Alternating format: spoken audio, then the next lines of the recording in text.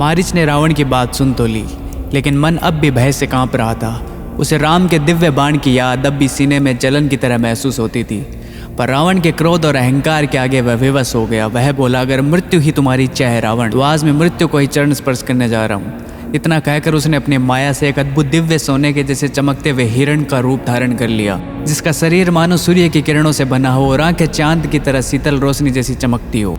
इधर पंचवटी में सीता जी ने दूर से उनहरे मृग को देखा तो मन आश्चर्य और आनंद से भर उठा। उन्होंने कहा, प्रभु, ऐसा रूप तो मैंने स्वर्ग के अप्सरा उद्यानों में भी नहीं देखा। कृपया इसे मेरे लिए लाकर दीजिए, या कम से कम इसको पकड़ने का प्रयास करें। श्री राम ने लक्ष्मण की आंखों में देखा। दोनों समझ चुके थे कि यह साधारण घटना नहीं, लेकिन सीता के नयन ऐसे थे जैसे कि किसी मासूम बालिका का सपना, और श्री राम कभी भी उनके मन को ठेस नहीं पहुंचाना चाहते थे।